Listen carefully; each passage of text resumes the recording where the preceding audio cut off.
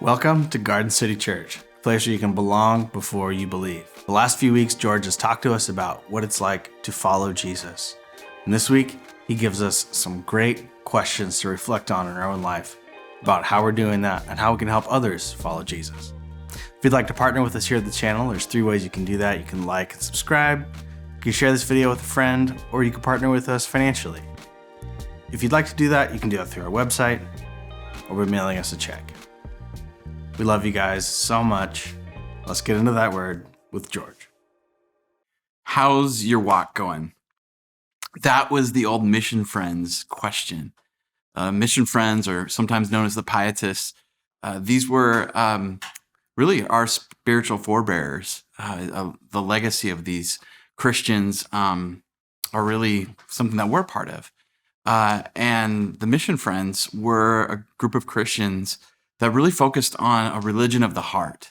You see, they'd kind of been in a context in a time in history where there were so many fights, so much division, and even wars between Christians about minute, small differences in theology and creeds. And back in these days, there was just so much division, sharp, even to the point of violence, that the Mission Friends or Pietists said, we don't think that's what Jesus asked us to do at all. And so they began really emphasizing a discipleship of the head and heart that focused on asking questions like, how's it going on your walk, your journey?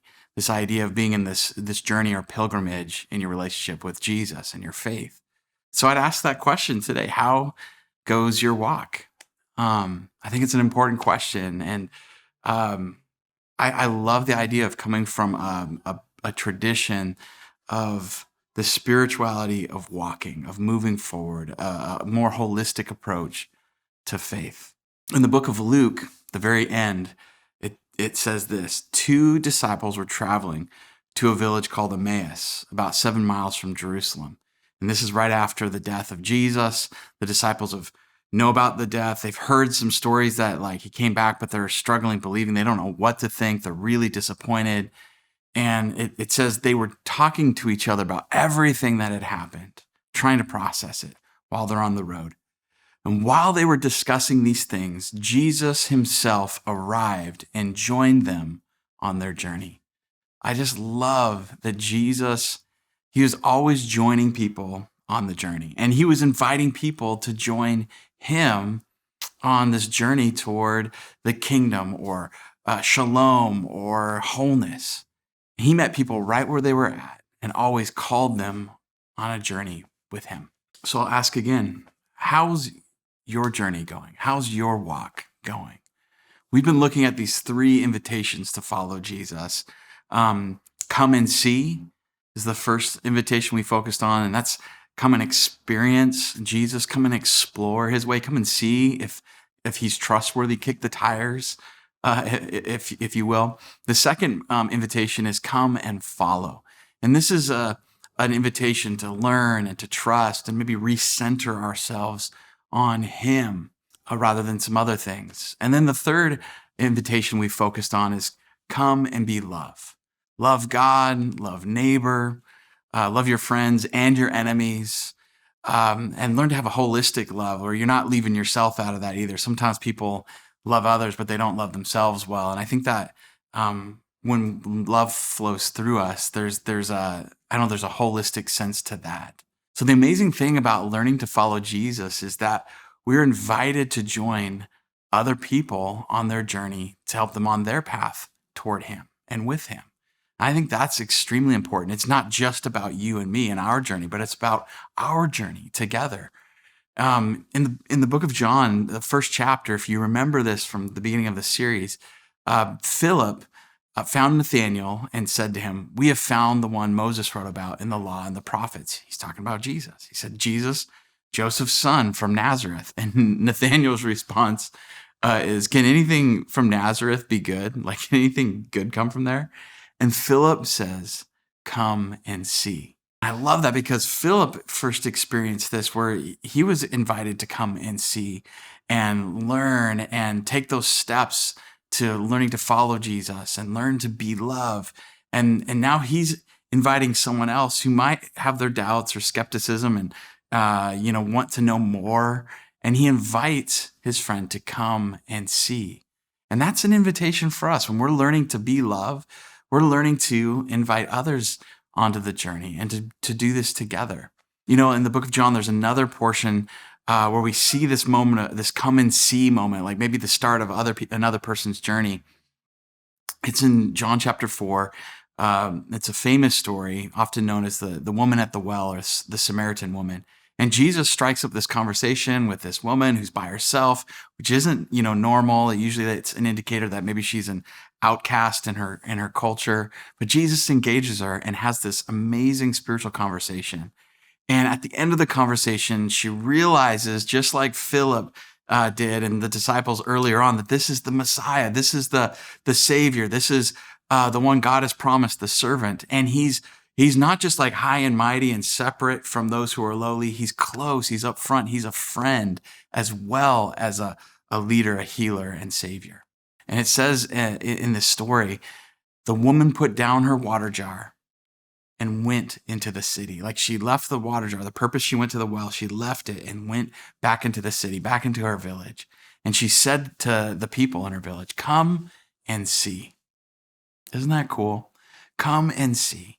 A man who has told me everything I've done. Could this man be the Christ, be the Messiah, be the one that God promised?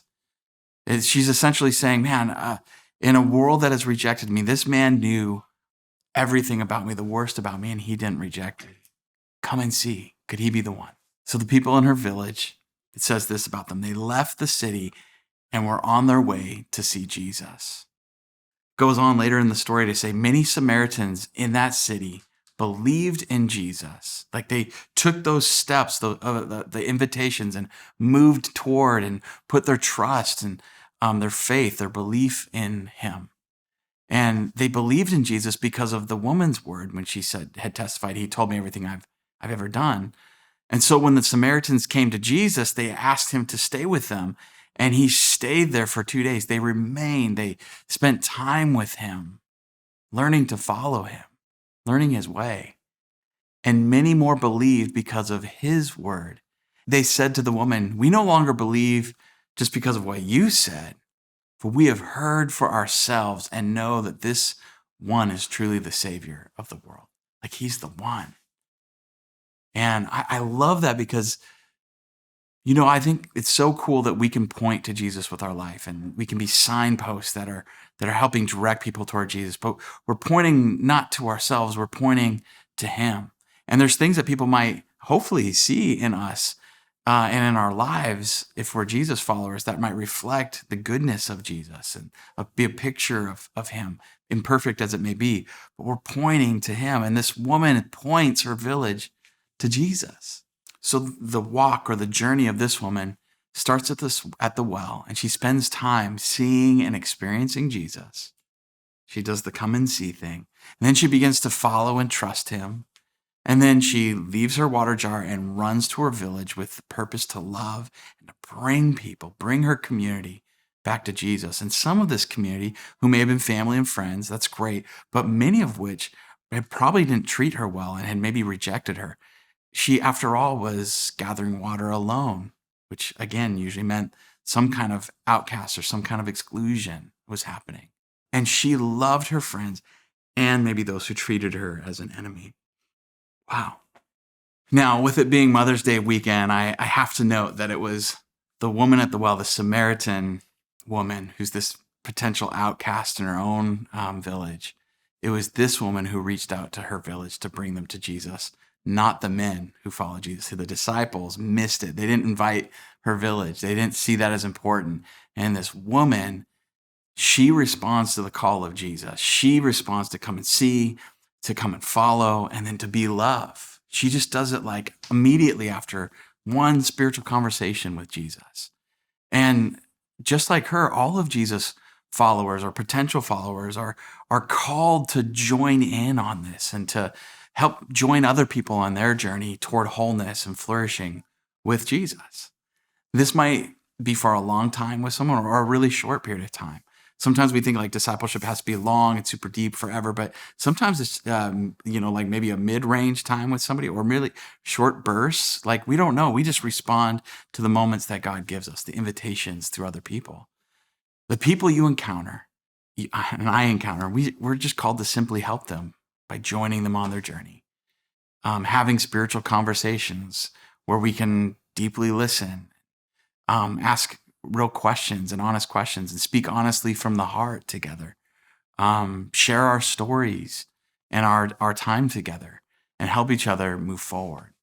We do this trusting that Jesus is doing the work on the heart, and we just kind of get to be part of that. And it's a mutually transformative thing. And so I just want to break this down. Here's a few ways that we help, give that invitation to come and see, to bring people to Jesus, whatever our village might be, or the people we're running into on the path of our life. And the first thing is have spiritual conversations. This is so big. Like if we're going to help people on the journey, being open to spiritual conversations that encourage the journey of other people. And encourage is the key word here. Don't ignore or discourage other people on their journey. I've seen that happen before where, you get people who are really starting to get excited about Jesus. And then like the older, wiser, people who are longer in the tooth can just like pour water on the flame of someone's new faith. And that's just so sad. We want to be encouragers, not like fault finders in people's lives when it comes to helping them on their journey. There's a place to see like blind spots and things like that, but we need to be encouragers. So help and don't hinder their journey. And then listen deeply. Ask compassionate questions, like from an open heart, from an open-hearted place. Remember that the mission friends, these people who cared enough to ask, how's your walk going? Not like, do we agree with each other on every form of doctrine, but how's your walk going? How's your life going? And speak from our hearts, speak from that place of compassion. Another thing that we see in Jesus' interactions with the woman at the well and his disciples when he's helping them on their journey is be curious, be compassionate. Jesus asks so many questions. So ask questions, be curious, like legitimately care about people. And when we care, like we want to know, and questions are so important. And be sensitive as you're learning more about something, and caring around areas of pain or vulnerability, internal barriers and blockages and maybe fears that people might have. Be sensitive to that, be caring and compassionate. And look for where God may already be at work. Sometimes we think like we have to generate everything and every conversation or bear the burden of this. And it's like, no, I think God's at work in people's lives before we even get there. And sometimes it's just highlighting those things. It really helps people be able to articulate their own faith and their own journey. And then share and exchange stories. I love the woman. She runs to her village and shares just a little piece of her story, and it impacts people so much. And it creates a thirst or a curiosity in them that they want to go meet this man who has caused something to well up in this woman, something to transform her. So spiritual conversations like we're talking about aren't always about convincing people or convincing anyone. It's more about helping them identify where God is at work, helping them identify areas maybe where they're stuck and maybe how they can move forward, and asking good questions that generate vision together, an ability to move forward in ways that like change maybe your perspective too. And it's amazing when that happens, how all parties can actually begin to move toward Jesus and with Jesus, toward wholeness, when we do that together. So who's God put in your path recently to help encourage the journey? And how and who might God be asking you to open your heart to and have spiritual conversations with? Even if it's like spiritual conversations can be so simple around food, about food, and just about life. And just open your heart and see what God does. So right now, I just want to give you a personal reflection exercise to help you encourage others on their journey and encourage you on yours. So here we go. We're going to just break down those 3 invitations, 3 stages, and what that often looks like for different people we might encounter. The first stage being come and see, the second being come and follow, and the third being come in love, come and be love. And remember, people come from so many different places and walks of life when they first start maybe coming to Jesus or being curious about him. So just keep that in mind. Like, no two stories are alike, and it's actually good and reflects the heart of God to have people coming from a diversity of places with a diversity of questions, and maybe a diversity of pain and maybe trial that they're working through. With that said, the initial come and see stage with Jesus may often look like this, and you can kind of be thinking maybe of yourself as I'm going through this, like maybe be thinking about like where you've been on your journey. So the initial come and see stage with Jesus may look like this. People who are spiritually curious and seeking answers, or people who are going through a process of doubt and discouragement or deconstruction of their faith. There's people coming from that background sometimes. Sometimes it might look like someone who has had a spiritual experiences around Jesus and are finding that difficult to explain, and they're wrestling with what that means. Some might be going through like a growing dissatisfaction with an overly simplistic faith that lacks nuance and coherence and the ability to hold tensions or mystery. Sometimes you might find people in this stage who are maybe more focused or used to focusing on rigid kind of black and white mental models and structures. And they like to focus on things like following the religious rules because that's what makes you right with God. And so rules are very important, or focusing on who should be in and who should be out, focusing on more of those black and white issues. Sometimes people will be there. A lot of times people met people that were there when he was inviting them to come and see. And also you might see some folks who are desiring to have, but may struggle to believe that they can find freedom, forgiveness, or wholeness in life.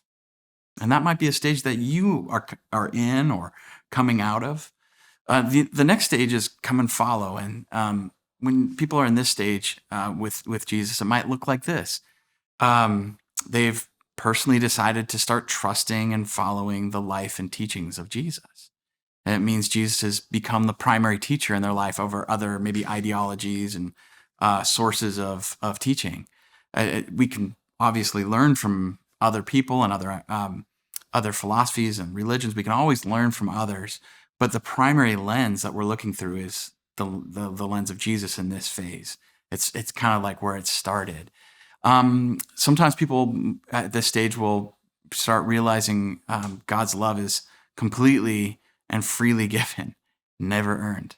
They might continually be learning to turn their lives toward Jesus over and over again, even when like they turn away or they mess up or they get off track. Just they recenter on him, his love and his guidance, realigning their values and really their life to his teaching. Sometimes in this stage, people are really starting to grow in their ability to recognize God's grace with growing joy and gratitude, not kind of the mopey, grumbly religion, but like a life-giving joy and gratitude.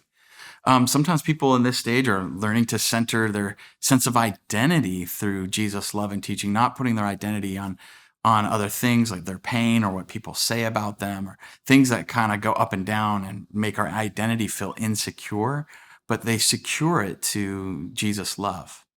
Another thing in this stage you might find is people kind of start finding healthy spiritual friends and mentors who help them like kind of become a more whole version of themselves. They really love and care for them. Now, if we move to the last stage, the come and love stage with Jesus, it might look something like this.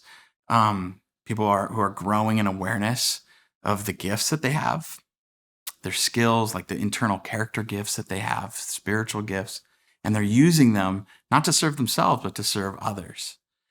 This stage might look like people who are growing in love for their neighbors, both friends and enemies too. There's also often a growing sense of the Holy Spirit's guidance and presence in their life and a sensitivity to that. There's often a greater ability to see that faith is connected to all of life, not just our private life, or not just in church world and then, my neighborhood, my work, and life is separate. No, it's connected. It's more holistic. Often in this stage, people are pursuing greater wholeness of soul. And so that's emotionally, intellectually, physically, spiritually. Again, a wholeness and a better understanding of what it means to be human, based on the model of Jesus. People are often in this stage learning to hold tensions and mystery with grace, not like anger or us versus them, but they can hold it with grace. They're often learning to steward power maybe differently than they did before they knew Jesus, and more as a servant and not as like a lord or someone who's like lording it over people.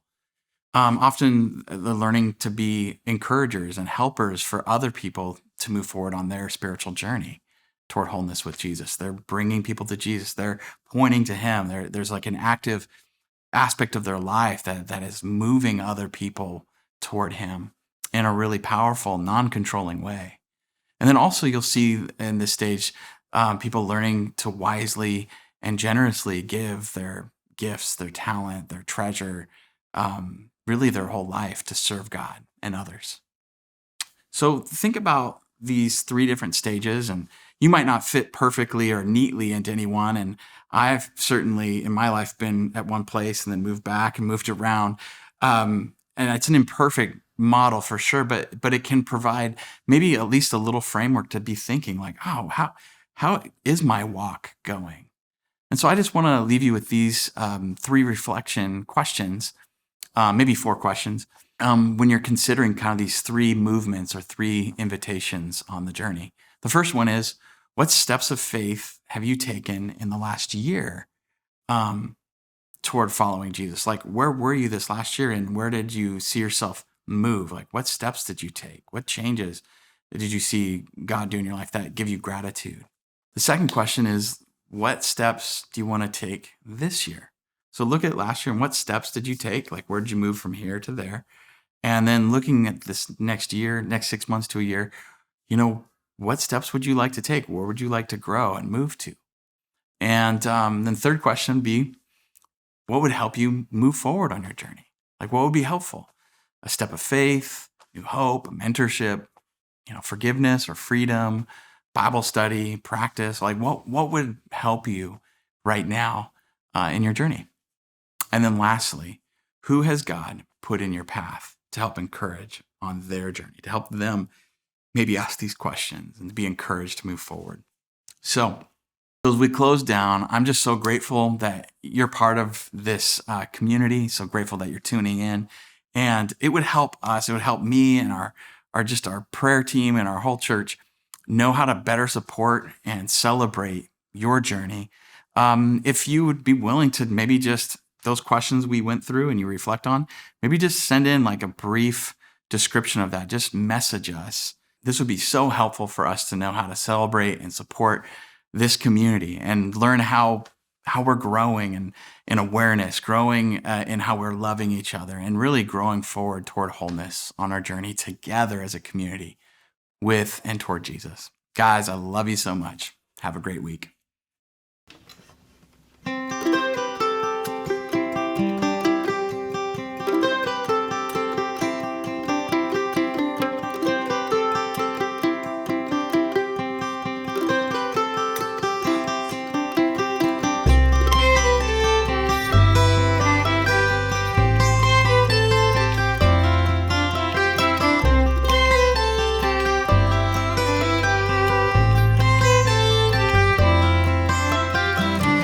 You take the humble and lift them high. You take the weak and make them strong. You heal our brokenness inside and give us life. Same love that set the captives free, same love that opened eyes to see, is calling us all by name. You are calling us all by name.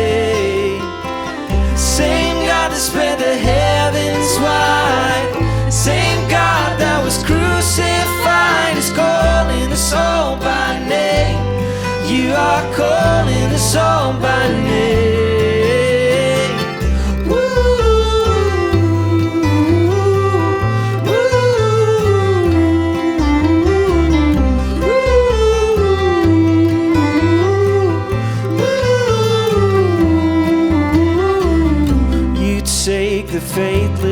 one aside and speak the words, you are mine. You call the cynic and the proud, come to me now. Same love that set the captives free, same love that opened eyes to see, is calling us all by name. You are calling us all by name. Same God that spread the heavens wide, same God that was crucified, is calling us all by name. You are calling us all by name.